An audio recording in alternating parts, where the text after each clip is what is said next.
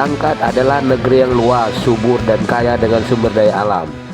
Kekayaan alamnya sudah terdengar sejak zaman Kesultanan dulu, mulai dari minyak dan gas bumi sampai lahan perkebunan dan hutan yang lebat yang berfungsi sebagai paru-paru dunia.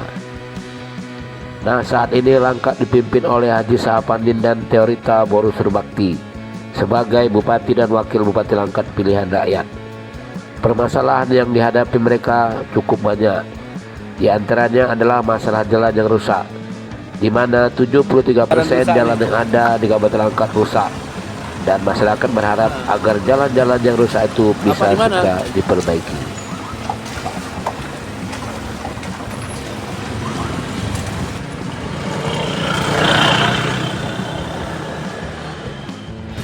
Oke, assalamualaikum warahmatullahi wabarakatuh. Jumpa lagi bersama kami Kelana, keliling Langkat dan Sumatera Utara nih ceritanya. Bersama saya Budi Julkipli Hasibuan SH. Hari ini kita kembali mau membahas tentang jalan-jalan yang rusak. Seperti yang disampaikan oleh Bupati Langkat Haji Sahapanddin, bahwa 73% jalan di Langkat ini memang rusak dan harus diperbaiki. Cuma karena keterbatasan dana, makanya bertahap. Nah, kemarin Bupati bersama dengan tokoh muda, pimpinan DPRD Sumut, Riki Antoni, ada meninjau ruas jalan Titi Penceng yang ada di Desa Banyumas, Kecamatan Stabat. Setelah itu mereka pun meluncur ke Secanggang untuk melihat ruas jalan Kampung Nangka yang ada di perbatasan antara Kecamatan Stabat dan Kecamatan Secanggang, untuk melihat jalan rusak yang ada di sana. Dan mereka pun disambut meriah oleh masyarakat yang ada di sana. Kenapa? Karena masyarakat memang berharap agar ruas jalan tersebut segeralah diperbaiki.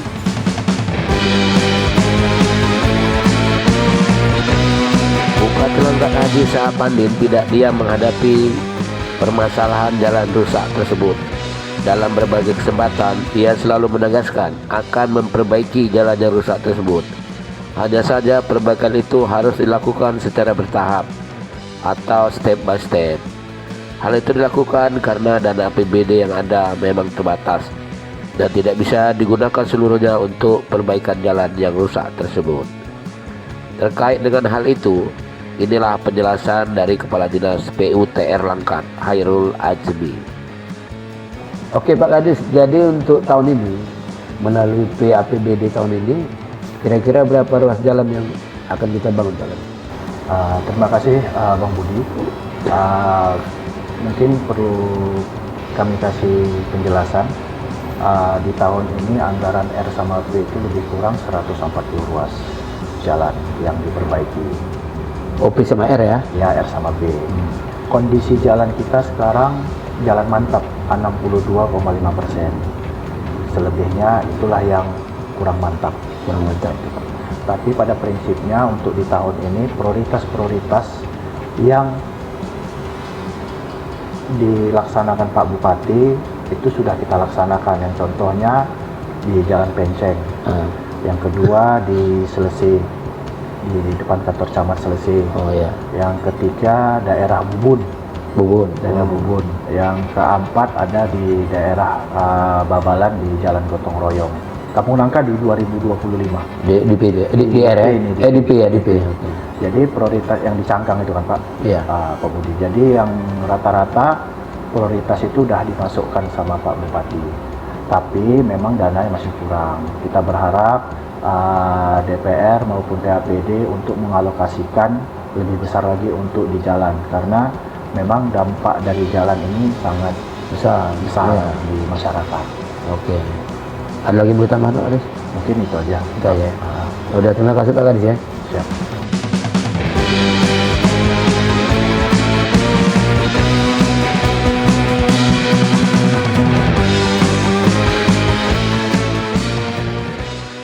Selain Bupati Haji Sahapanddin, pimpinan DPRD Sumut Riki Antoni juga ikut peduli. Politisi muda dari Partai Nasdem itu ikut angkat bicara, bahkan bicaranya juga kencang banget. Selain itu, dia juga ikut turun bersama Bupati. Dia turun meninjau jalan-jalan yang rusak tersebut. Pertama, meninjau ruas jalan Titik Penceng yang terletak di Desa Banyumas, Kecamatan Setabat. Setelah itu, mereka pun meninjau ruas jalan Kampung Nangka yang menghubungkan Kecamatan Setabat dengan Kecamatan Secanggang.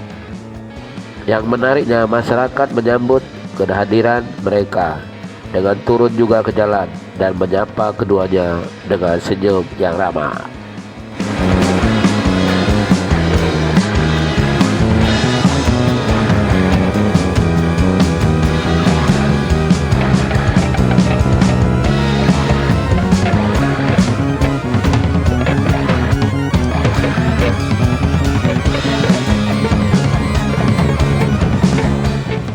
Oke, demikianlah yang dapat kami sampaikan. Selanjutnya jangan lupa di like, di komen, di share, dan di subscribe.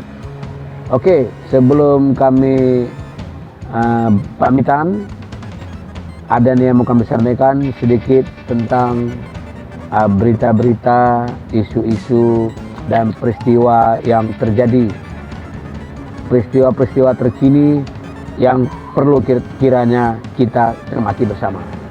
Yang pertama yang dapat kami sampaikan, adanya surat dari warga yang tidak mau disebutkan namanya. Dia mengaku memasukkan anaknya secaba polisi dengan membayar sejumlah uang. Ini cerita seperti ini biasa terjadi dan ini kembali terjadi. Jadi janjinya jika si anak tidak lulus maka uangnya akan dikembalikan. Ada sekitar 800 juta lebih yang sudah dibayarkannya. Tapi begitu anaknya tidak lulus sampai sekarang uangnya belum juga dikembalikan. Jadi dia berharap tolonglah dikembalikan uangnya. Ini cerita asal usul dari uang tersebut. Dia mengaku dari macam ragam lah. Ada uang arisan, ada juga uang simpanan, ada juga dari uang-uang pinjaman koperasi, pinjaman bank dan lain sebagainya.